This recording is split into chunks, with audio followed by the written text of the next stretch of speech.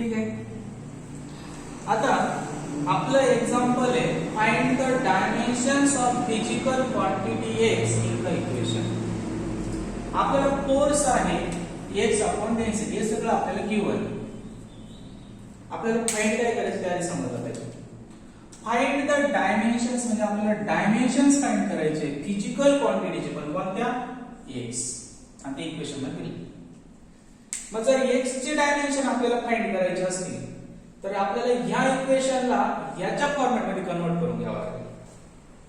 म्हणजे तो कसं कन्वर्ट होईल? मग x इकडे डेन्सिटी इकडे डिवाइड इकडे जाताना मल्टिप्लाय, म्हणून force into density. Force into density हा आपला फॉर्म्युला तयार होतो. आणि ह्या x चे आपल्याला डायमेन्शन फाइंड करायचे. सुरुवातीला त्यांनी एकदम सिंपल क्वेश्चन विचारलाय.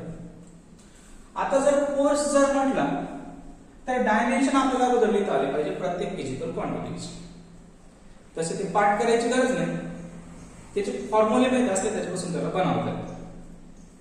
म्हणजे जसं फोर्स आहे, फोर्सचं जर आपण फॉर्म्युला बघितलं काय तो मास इनटू ऍक्सिलरेशन. ओके. पण ऍक्सिलरेशनचा पुन्हा सब फॉर्म्युला माहिती आपल्याला काय? Rate of change of velocity, म्हणजे व्हेलोसिटी अपॉन टाइम. म्हणजे हा येणार mass into velocity upon time. हा फक्त फॉर्म्युला लिहितो आपण. पण त्या व्हेलोसिटीचा पुन्हा आपल्याला फॉर्म्युला माहिती आहे. स्पीड आणि व्हेलोसिटी. स्पीड काय? Distance upon time. आणि व्हेलोसिटी काय? Displacement upon time. म्हणजे हा m व्हेलोसिटीला मी असं लिहू शकतो पुन्हा काय? डिस्प्लेसमेंट म्हणजे s अपॉन, आता इथे लिहिलं पाहिजे तर डिस्प्लेसमेंटच, डिस्प्लेसमेंट अपॉन टाइम. आणि हा खाली ऑलरेडी पुन्हा कोण आहे आपला? टाइमच आहे. फक्त फॉर्म्युला कन्वर्ट करतोय. Force is equal to mass into acceleration. m जसा तसा, एक्सेलरेशन म्हणजे व्हेलोसिटी अपॉन टाइम, m जसा तसा. आणि व्हेलोसिटीचा फॉर्म्युला डिस्प्लेसमेंट अपॉन टाइम, आणि ऑलरेडी हा टाइम इथंच होता. बरं. मग आता m, आता आपल्याला एक गोष्ट माहिती, ह्या टाइमला इथं काहीच नसतो म्हणजे 1 असतो, आणि ही पूर्ण क्वांटिटी वरती जाताना इनव्हर्स होऊन जाते. म्हणजे झाले काय? मग डिस्प्लेसमेंट, याला टीच म्हणतो मी, टाइमचा टी, आणि हा टाइम अपॉन 1 होता तो झाला 1 अपॉन टी. टाइमला टीच कन्सिडर केला मी जास्त मोठं करण्यापेक्षा. हा m व्हेलोसिटीचा फॉर्म्युला डिस्प्लेसमेंट अपॉन टाइम, टाइमचं काय फक्त टीच टाइम. मग आता डिस्प्लेसमेंट अपॉन टाइम आहे, पण हा टाइम अपॉन 1 आहे, वर जाताना 1 अपॉन टी जातो, डिवाइडचा मल्टिप्लाय जातो. ओके. मग हा मास, हा डिस्प्लेसमेंट, आणि हा टी इंटू टी काय झाला? टीचा स्क्वेअर. आणि हा सगळा मिळून होतो आपला फोर्स. या फॉर्म्युलेचा आपण फोड केली थोडक्यात.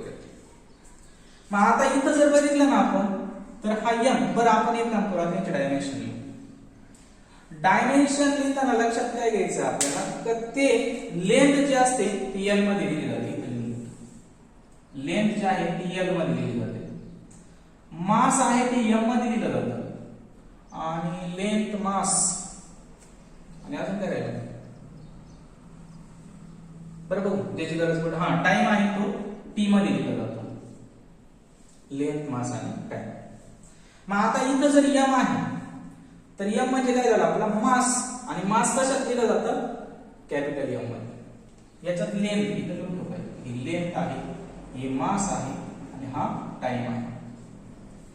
तर m, आता एकच क्वांटिटी मासला,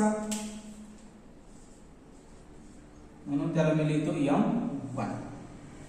आता जे डिस्प्लेसमेंट आहे, डिस्प्लेसमेंट कशात मेजर करतो आपण? कुठली अंतर जर मध्ये राहिलं आपण लेंथ मध्ये. म्हणून आता डिस्प्लेसमेंटचं डायमेन्शन काय आलं? l1. आणि याला डिवाइडला आपल्याला टी चा स्क्वेअर. मग टाइम आपण कशात मेजर करतो? सेकंदात. पण आता टी चं डायमेन्शन काय आपलं? टी. आणि ऑलरेडी ते टी चा स्क्वेअर आहे, म्हणजे डायमेन्शनचं पण ते एकाचं काय म्हणतात, तिथं काय म्हणतात? स्क्वेअर. ओके. म्हणजे m1 l1, आणि हा जो टी चा स्क्वेअर आहे खाली प्लस वरती जाताना मायनस होतो, म्हणजे तो झाला t-2. म्हणजे हे आपल्याला भेटलं कोणाचं? Force m1 l1 t minus 2. मग आपण ते इथं पुट करून द्या फोर्सचं काय तो m1 नंतर l1 आणि हा काय आपला t minus 2. पण अजून राहिला आपला फॉर्म्युला डेन्सिटीचा. काहीच नाही केलं आपण, फक्त फॉर्म्युल्यात कन्वर्ट केलंय आणि त्याचे डायमेन्शन लिहिले. आता राहिला डेन्सिटी. डेन्सिटीचा फॉर्म्युला आपल्याला एक माहिती आहे. काय डेन्सिटी रो ने डिनोट करतो आपण त्याला, ते आहे मास अपॉन व्हॉल्यूम.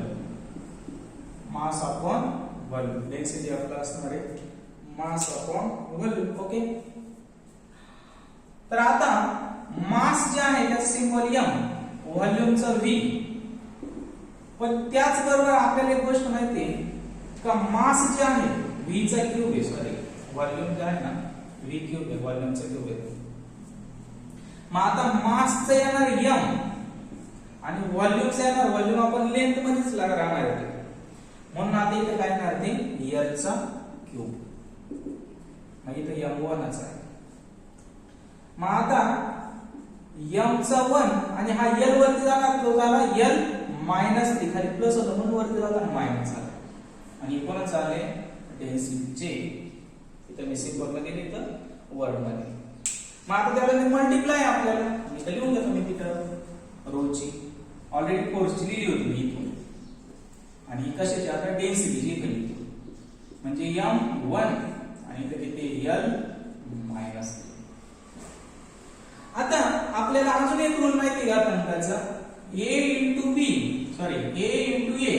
जर बेस सेम असतात तर इंडेक्स होते ऍडिशन, म्हणजे हा काय होणार आहे याचा स्क्वेअर.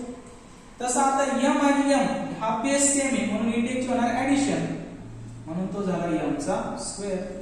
हे पहिलं.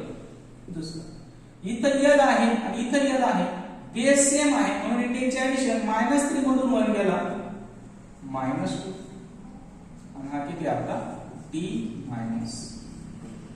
मग आता हे जे आपल्याला डायमेन्शन भेटले ते कोणाचे भेटले x चे, m चा स्क्वेअर l -2 आणि t -2. अशा पद्धतीने पहिले इक्वेशन आपण सोडवलं, पहिलं उदाहरण सोडवलं.